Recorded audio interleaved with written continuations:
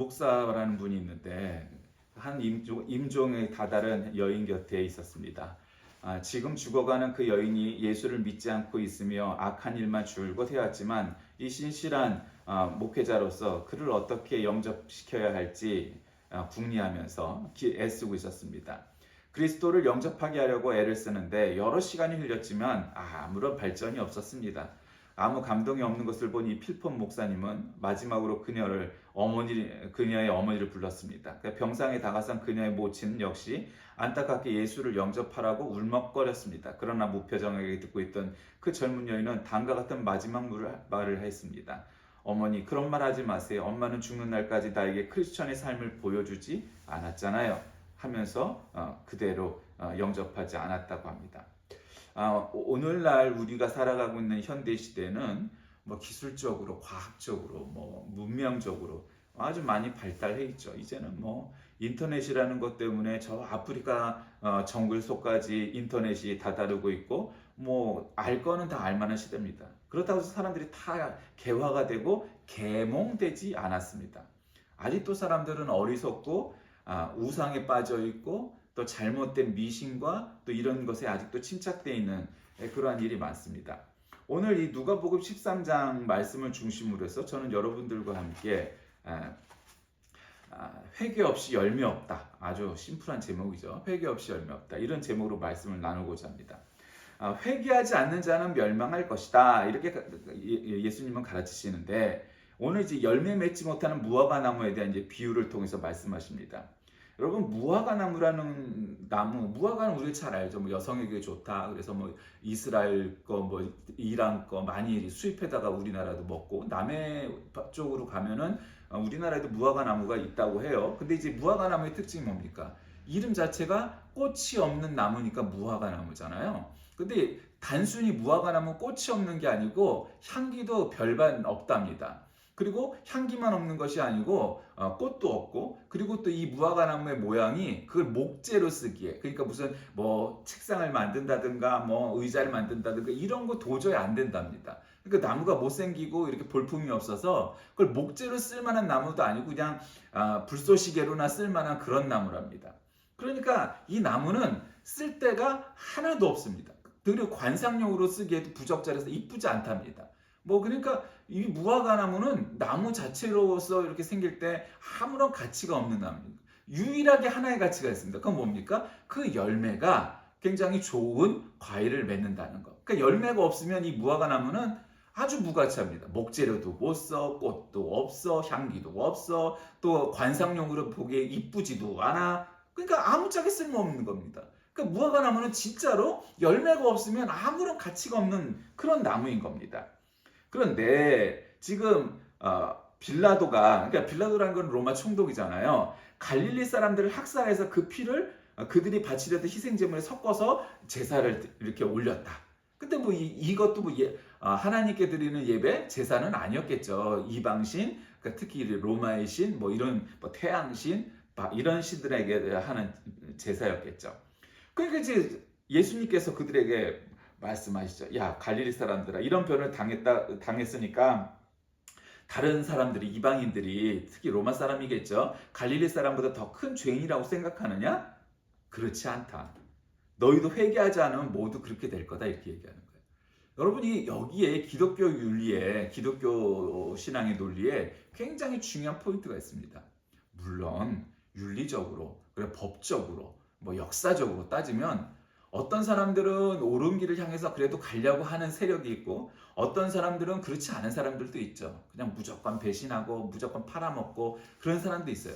그러니까 내가 너보다는 도덕적으로 옳아? 내가 너보다는 역사적으로 정의로워? 내가 너보다는 정치적으로 옳은 쪽이야? 이런 걸로만 따져서, 그러니까 뭐 당연히 우리 눈에 그렇게 보이죠. 잘못 가는 사람들 잘못 가니까. 그러니까 저자들은 정말 아주 나쁜 놈들입니다. 저 어떻게 저럴 수가 있을까요? 사람의 피를 갖다가 재물에 섞어서 올린다는 게 도대체 무슨 의미가 있습니까? 여러분 아다시피 어떤 종교든지 옛날에는 인신공양이라고 해서 사람을 갖다가 제물로 바치고 특히 젊고 아주 저기 잘생긴 남자나 여자를 갖다 제물로, 특히 여자를 제물로 바치는 그런 습성이 옛날 이제 고등 종교 아닌 시절에 각 종교마다 어느 나라는 있게 마련입니다. 그러니까 그렇게 하는 것이 마땅하냐? 아니다요. 물론 아니다. 그건 틀린 거예요. 잘못된 거예요. 옳지 않은 거예요. 그럼에도 불구하고 그러니까 저 사람들에 비해서 우리가 도덕적으로나 종교적으로 우월하니까 당연히 우리가 훨씬 낫냐? 그 아니라 이거. 그러니까 이런 얘기 들었을 때 꼰질러 바친 이 유대인들 입장에서, 제자들 입장에서 좀 황당하잖아. 아니 그래도 우리가 저놈들보다는 낫지. 우리는 예수님 믿잖아요. 제자로 지금 살아가는데 아니 저들보다 별로 날 게 없다고 얘기하시면 그건 좀 섭섭하죠. 그럴 수 있겠죠. 그런 마음 들 수 있어요. 그러니까 저 사람들이 더 큰 죄인이 아니냐? 그렇지 않다. 너희도 회개하지 않으면 똑같다. 그렇게 망할 것이다. 아주 표현도 직설적이죠. 모두 망할 것이다. 이렇게 얘기하는 거예요. 그러면서 너희가 회개하지 않으면 모두 다 그렇게 될 거다. 그러면서 이제 포도원 얘기를 하는 거예요. 어떤 땅 주인이 포도원에 있는 그 무화과 나무를 심었는데 그 나무에서 열매를 얻을까 하고 그랬겠죠. 아까도 말씀드렸다시피 무화과 나무는 관상용으로도 목재로도 또 뭐 꽃도 뭐 이런 거 아무것도 없어. 향기도 없어요. 그러니까 무화과 나무에게서는 유일하게 우리가 유익을 얻을 수 있는 것은 그 나무의 열매인 무화과 열매밖에는 얻을 게 없는 나무인 거예요. 그러니까 뭐 포도처럼 뭐 포도를 따서 포도를 먹기도 하고 포도주를 담그기도 하고 뭐 어쩌고 저쩌고 뭐 이런 게 없는 거예요. 그리고 또 이제 목재로 또 쓸 수 있는 나무도 있죠. 우리가 목재로 쓸 수 있는 나무는 이제 씨알이 굵고 하늘로 높이 올라가고 뭐 이제 그런 나무들이 목재로 쓸기에 적당한 나무들이지 무화과 나무 갖고는 목재로도 쓸 데가 없다. 근데 이제 주인이 왔는데 이제 종한테 말을 하죠. 농부한테, 포도원지기한테 얘기하죠.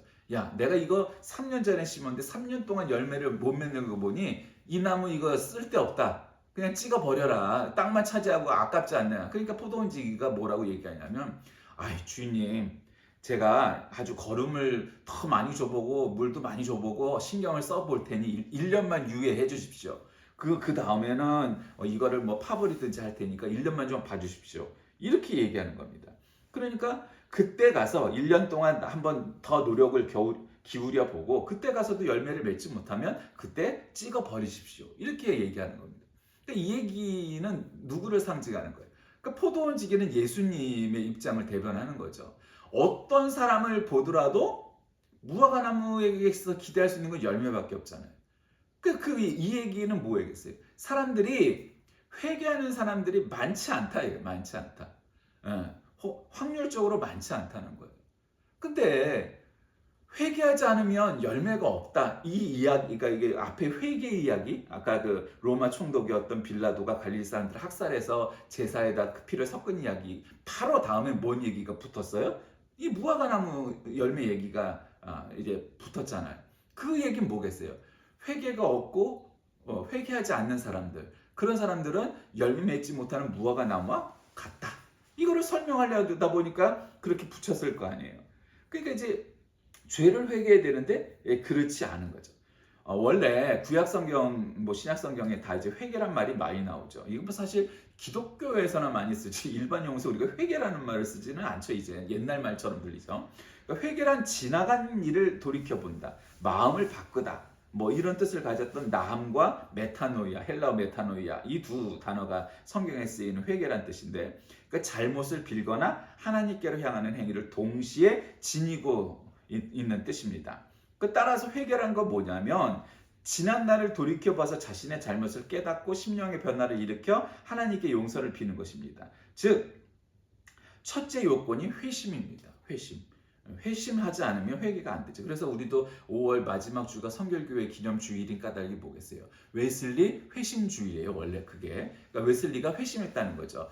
길거리를 걷다가 모라비안 교도들이 성경 로마서 강해라는 로마서 주석을 갖다가 읽고 있는데 그 로마서 주석 말씀을 듣고 옆에서 원래 듣던 사람이 아니고 그냥 이렇게 구경삼아 들었는데 그 말씀에 감동이 오면서 회개가 확 됐다는 거예요. 갑자기 성령 충만해졌다는 거죠. 그게 그래서 이제 웨슬리 회심일 기념주일이고 그때가 성결교회 기념주일로 삼은 거죠. 그러니까 여러분 얼마나 그게 중요한 거예요. 회심이란 건 뭐예요? 마음이 변화되는 거예요.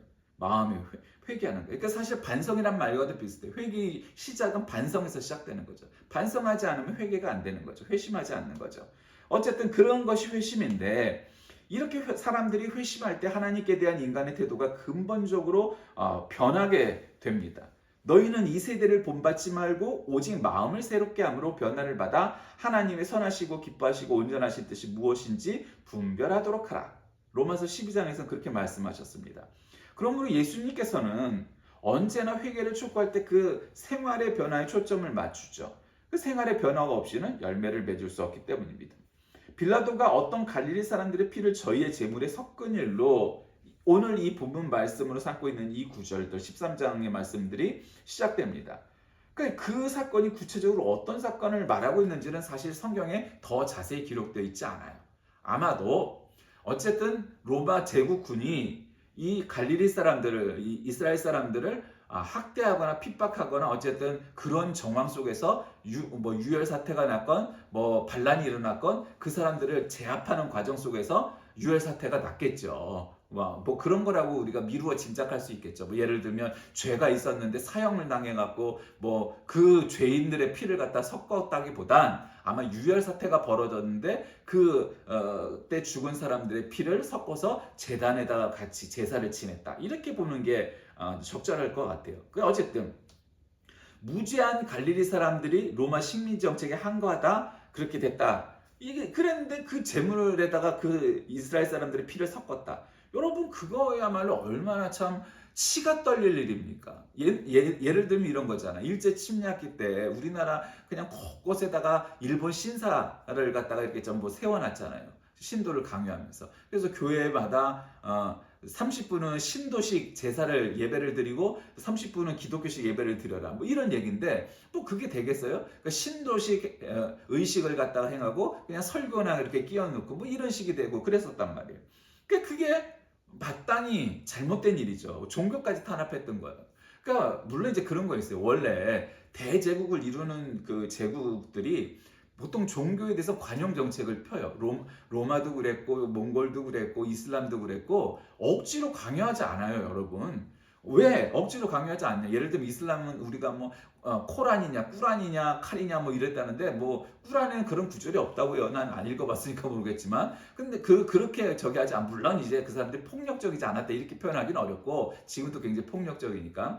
근데 우리가 생각하는 것만큼 너 이슬람 믿지 않으면 너희들 다 죽여버릴 거 이러지 않았다는 거예요. 왜 그랬냐면 이슬람을 믿으면 면세를 해줬기 때문에 안 믿고 세금 내라. 그러니까 사람들이 어떻게 했겠어요? 난 믿고 세금 안 낼래. 이런 식이 됐다는 거예요. 그러니까 뭐 그렇게 해갖고 이슬람이 그렇게 굉장히 빠른 속도로 전 세계에 퍼져 나갔다는 거죠. 어쨌든 대제국을 이루는 국가들은 대부분 어떠냐면 종교에 대해서 관용 정책을 펴요. 그러니까 기독교를 믿든 불교를 믿든 이슬람을 믿든 별로 터치를 안 해요. 왜? 그건 정치 문제가 아니니까. 그러니까 너희들이 믿던 종교 그냥 믿어라 이 말이야. 우리 정치 이 도그마의 정치 이념의 문제가 도전이 안 된다면 괜찮다. 보통 그렇게 관용 정책을 펴요. 로마도 그래 왔어요. 근데 로마가 유독 이 팔레스틴 지방에서 이 이스라엘에서는 얘네들이 거슬려. 왜 거슬리냐면 딴 나라에서는 야 이 신도 믿고 저 신도 다 믿을게 걱정하지 마세요. 우리 로마 황제도 신으로 할게요. 뭐 다 하나 뭐 할게요. 여러분 힌두교 스타일이잖아요. 우리도 믿을게요. 예수? 우리도 예수라는 신 믿을게요. 뭐 그러는 거예요. 여러분 잘 모르겠지만 인도에 가면은 여러 신이 있잖아요. 힌두교라는 거는 뭐 어떤 신도 뭐 마다하지 않잖아. 예수를 신을 믿고 뭐 관계없어요. 다 믿는 거야. 물론 예수라는 신이 거기서는 다른 신보다 더 높은 신은 안 되겠지만 심지어는 크리켓 슈퍼스타도 신으로 모시고 그 사원이 있다는 나라잖아요. 그러니까 그런 식으로 생각하면 되지만 문제는 이 이스라엘의 종교, 이스라엘의 야훼 신앙이라는 건 뭐예요? 일신교잖아요. 그렇죠? 한마디로. 그러니까 이 일신교는 뭐예요? 하나님 외에 다른 신은 없다 이러는 거잖아요.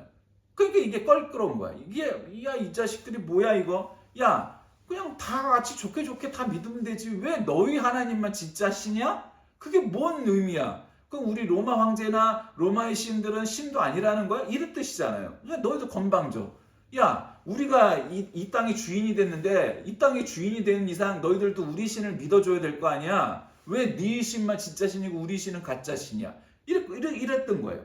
그러니까 당연히 종교 정책에서 원래 어지간하면은 강경하지 않았던 로마 제국군도 이런 아주 철저한 일신교 신앙을 갖고 있는 이스라엘이 껄끄러웠던 것이었겠죠. 그게 얼마나 이게 골치 아팠겠어요. 야, 그냥 적당히 혼합해갖고 믿으면 되지. 뭐 종교가 무슨 오늘 내일 뭐 갑자기 갖다 굶어 죽고 뭐 그런 문제도 아닌데, 야, 우리 신도 껴줘. 그 아직 거. 근데 그러지 않았다는 거예요. 그러니까 아주 이게 눈에 가시였던 거예요. 이스라엘 사람들이. 왜 종교적으로 조금 융통성 있게 혼합해서 이것도 하고 저것도 하고 같이 좀 껴주지. 안 그런 거예요. 그러니까 탄압하고 핍박하기가 좋았던 거죠. 그러니까 실로암 망대가 무너져 치어 죽은 18사람이 예루살렘에 거한 다른 사람보다 죄가 더 있어서 죽은 줄 아느냐. 이제 사절에도 이제 그런 내용이 있는데 이것도 역시 이제 마찬가지예요. 그런저런 사건들이 다 있어서 결국 그렇게 된 거죠. 그러면서 이 사건을 계기로 해서 야 무화과나무 이야기를 갖다가 이제 꺼내시면서 오늘 이제 본문 말씀을 구성하고 있습니다. 여러분 이 이야기의 핵심이 뭐겠습니까? 그냥 제목 그대로예요. 회개하지 않으면 안 된다는 거예요. 회개 없이는 열매가 없다는 거예요. 회개 없이 열매 없다. 여러분 오늘날 한국 교회가 이렇게 점점 다운돼 가고 있는 까닭은 뭡니까? 그거는 회개 없기 때문에 회개가 그냥 잘못을 잘못이라고 여기지 않기 때문이죠. 역사에 대한 하나님에 대한 그런 죄들이 정말 많이 쌓이고 있죠. 그리고 그러면서 기독교의 영향력은 점점점 줄어가고 있죠. 옛날에는 공중파의 목사, 장로 뭐 이런 사람들 나와서 부활절에 성탄절에 뭐 부활절의 의미는 성탄절의 의미는 예수 그리스도 이런 얘기 했었단 말이에요. 아주 공공한 교양 프로에서. 지금 여러분 목사, 장로 나오는 거 안 나와요. 다 카톨릭 사제들이나 불교의 법사들 나와서 뭐 해요. 심지어는 예능 프로에도 목사는 대부분 빠지고 법사와 사제가 둘이 나와서 해요. 왜 그렇게 했어요? 기독교 이제 안 쳐주는 거예요. 옛날에는 기독교가 단연코 넘버원이었어요. 물론 불교 신자가 더 많았을 때에도 뭐 70년대, 뭐 80년대 초반만 해도 불교 신자가 더 많았는데 그때도 기독교가 가장 선도적인 그런 종교였는데 기독교가 오히려 다수가 되면서 그 지위를 다 잃어버렸어요. 그리고 이제 그 정도에서 끝나지 않고 기독교가 아주 눈에 가시가 됐죠. 어떤 시사평론가 하는 자가 뭐라고 그랬냐면 자기가 싫어하는 3가지 직업이 있대. 첫째 목사, 둘째 검사, 뭐 셋째 뭐 육사 뭐 이러면서 뭐 그런데요. 어쨌든 왜 지금 오늘날 한국을 갖다 망가뜨리고 있는 3가지 직업군이라는 거죠. 그런 얘기를 한다는 거예요. 그럴 만큼 우리가 비판을 받는데 부족함이 없다는 거예요. 그게 지금 오늘날의 문제인 거죠. 그러면서 오늘 이 본문이 주는 교훈은 뭡니까?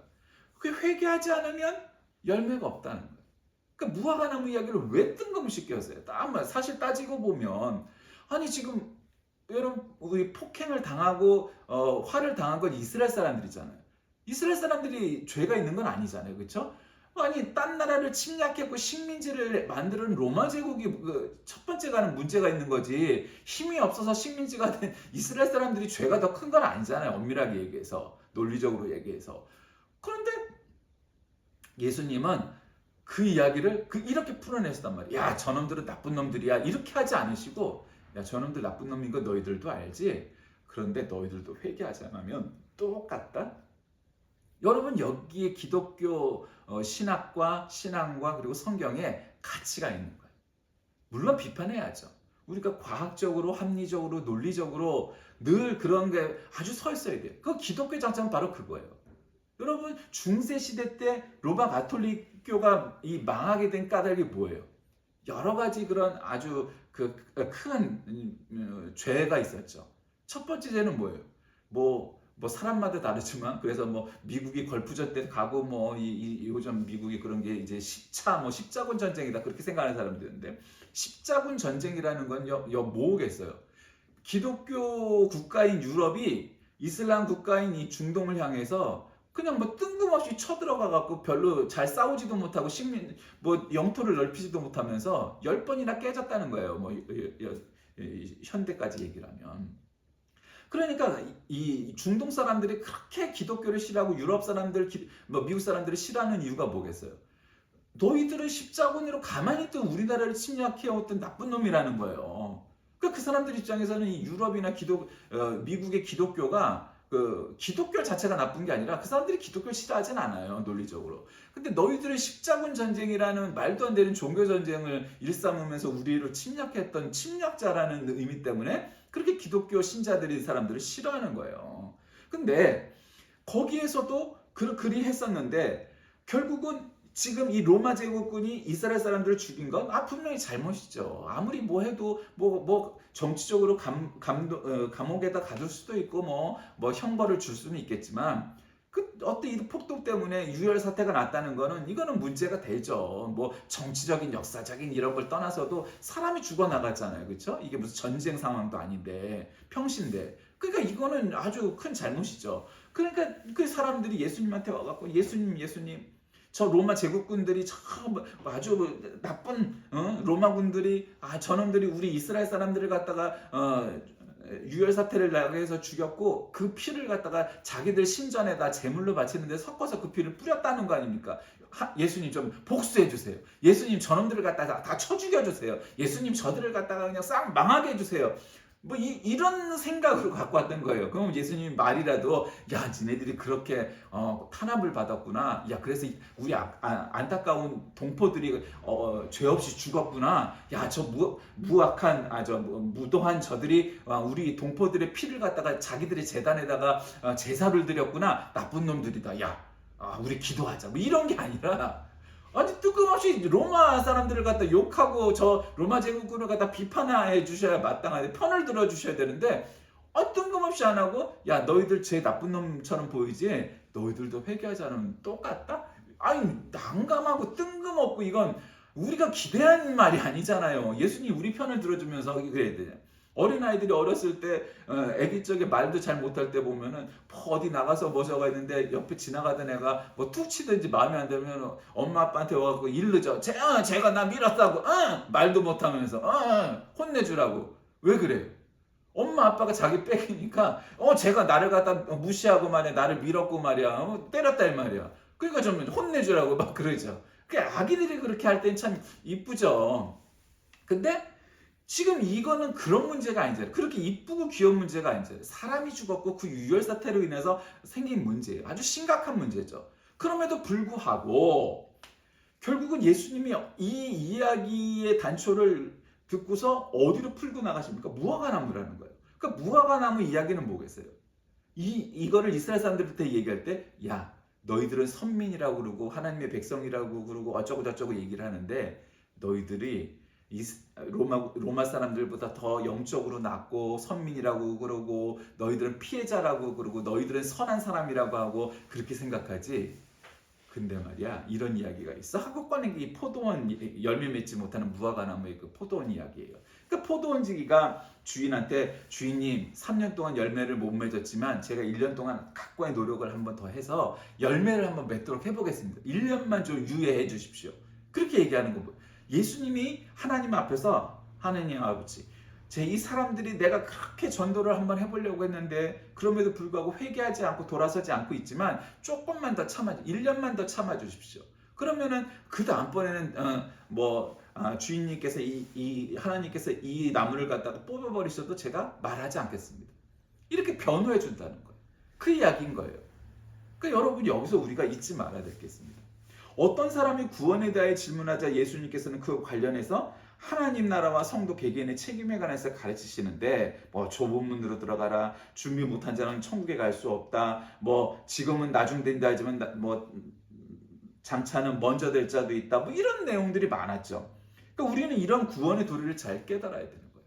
로마 제국은 비판해야죠. 비판하지 말라는 이야기가 아니에요. 잘못됐죠. 어쨌든 힘이 있기 때문에 소위 공권력이라는 걸 이용해서 사람들을 죽였고 그 사람들을 또 욕되게 잘 장례를 해준 것도 아니고 그 피를 갖다 제단에 뿌렸다는 의혹이 있으니까, 그런 소문이 났으니까 여기에 대해서 정확하게 얘기를 해야죠. 그건 그 사람들을 능멸한 거니까, 모욕한 거니까. 그 자기의 직분에 충실하지 못한 자는 자신에게만 피해를 주는 게 아니라 여러 사람들에게도 그렇게 되는 거죠. 오늘날 한국 교회가 갖고 있는 문제들은 아마 그런 걸 겁니다. 열매를 맺지 못하는 이 무화과 나무와 같지 않을까요? 왜 이 지경이 됐습니까? 옛날에 우리 선조, 우리 선배 때의 신앙들은 이렇지 않았잖아요. 비록 기독교가 정말 지금의 기독교에 비해서 훨씬 신자도 적고 교회도 적을 때에도 기독교는 이러한 대우를 받지 않았습니다. 그러니까 지금은 어떤 사람의 한 사람의 말이 아니라 그냥 일반적으로 그냥 기독교는 목사는 아주 싫어. 그냥 그냥 그런 시대가 돼버렸어요. 왜 그래요? 우리의 잘못이. 열매를 맺지 못한 우리들의 문제예요. 우리는 이 본장을 통해서 회개를 촉구하시는 예수님의 모습, 그럼에도 불구하고 하나님 앞에서 우리를 변화하는 예수님의 모습을 바라보게 됩니다. 주님께서는 악한 자들이라도 회개하여서 구원받는 것을 기뻐하시고 그것을 위해서 하나님 앞에서 우리를 변호하시면서 좀 기다려달라고 그렇게 애원하고 계신 것이죠. 우리가 불신자들에게 복음을 전파할 때 저 사람들은 복음을 아직도 알지도 못하고 믿지도 못하고 깨닫지도 못한다. 그렇죠. 그건 팩트예요. 근데 그럼에도 불구하고 그런 것을 악용하여서 우리가 다른 우리가 너희들보다는 선민이고 너희들보다 먼저 믿었으니까 선배고 우리들은 영적 지식을 갖고 있으니까 어쩌고, 그래서 아무런 죄를 지어도 아무런 잘못이 안 된다 여기는 것은 중세시대 때 그렇게 사람들이 로마 교황권이 타락하고 아주 그냥 모든 면에서 다 타락하고 십자군 전쟁하고 마녀 사냥하고 해서 이 중세 시대가 멸망하고 결국 프로테스탄트 교회를 통해서 새로운 근대 시대가 생겨났던 것처럼 어쩌면 오늘날의 우리의 모습은 그와 비슷한 길을 걸어가고 있다고 해도 과언이 아닐 겁니다. 말씀을 정리합니다. 오늘 우리의 삶 속에서 보여지는 기독교와 교회들의 모습은 회개 없이 열매 없다라는 이 말씀이 정말로 필요한 시기가 아닌가 싶습니다. 정말로 우리나라 역사에 있어서 기독교가 보여줬던 정말 여러 유익한 일들이 있었고, 그래서 칭찬받았고, 그래서 기독교나 교회나 목사를 하면 잘 살고 밖에서도 저 교회 장로님이래 그러면 장로님이래 이랬었단 말이죠. 지금 누가 교회 장로래 그래? 제대로는 믿기는 하고 이런 느낌이 되어버린 거죠. 왜 그렇게 되었을까요? 우리가 열매를 맺지 못했기 때문에. 회개 없이 열매 없습니다. 여러분 어느 시대나 다 마찬가지예요. 1907년 평양을 중심으로 시작되었던 우리나라의 제1차 대각성 운동 같은 것도 마찬가지였습니다. 여러분 문제가 생길 때마다 무슨 논리로 신학으로 그 문제를 푸는 것 중요하죠. 중요해요. 저는 이성적인 신앙 굉장히 중요하다고 생각해요. 그러나 그 이성적이고 무슨 논리적이고 신학적인 그런 대안을 마련한 것도 중요하지만 그거보다 먼저 선결되어야 될 게 뭔지 아시겠습니까? 그건 딱 한 가지. 하나님 앞에 무릎을 꿇고 눈물로 기도하며 회개하는 것입니다. 한국교회가 회개하지 않으면 한국교회가 변화될 수가 없고 한국교회가 열매를 맺을 수도 없고 한국교회가 다시금 이전과 같은 영광을 누릴 수도 없게 됩니다. 오늘날 우리에게 필요한 건 딱 한 가지예요. 하나님 앞에 무릎을 꿇고 온 교회가 우리의 잘못을 회개하고 하나님 앞에 고백을 하는 거죠. 그런 반성, 그런 회심 없이 절대로 열매 맺을 수 없을 것입니다. 오늘날 이 시대를 살아가는 우리에게 왜 우리는 이런 어려운 시대에 태어났을까? 왜 우리는 이런 어려운 일을 겪게 되었을까? 탓할 이유가 없어요. 어느 시대나 그런 일이 있었으니까. 그러니까 중요한 것은 우리가 이 문제를 타개하기 위해서 내가 먼저 우리가 하나님 앞에 무릎을 꿇어야겠다 생각하는 겁니다. 그게 보수주의고 그게 복음주의입니다. 내가 먼저 하나님 앞에 무릎을 꿇고 회개해야 이 사회가, 이 나라가, 온 세계가 변화될 수 있다. 그게 바로 그 방법론이 복음주의고 보수주의입니다. 그러지 않고 쟤 나쁜 놈이에요 어쩌고 저쩌고, 이건 엄밀하게 보수주의도 복음주의도 아닙니다. 내가 먼저 회개하여서 정말 회개 없이 열매 없는 이 참된 기독교의 진실을 깨닫고 이 나라와 이 한국교회를 변화시키는 저와 여러분 다 되시길 주의 이름으로 간절히 기도하겠습니다. 살아계신 하나님, 오늘날 한국교회에게 필요한 것은 재정도 아니고 신자의 수도 아니고 예배당의 사이즈도 아니고 오직 하나님 앞에 무릎을 꿇고 회개하고 기도하는 것뿐임을 깨닫습니다.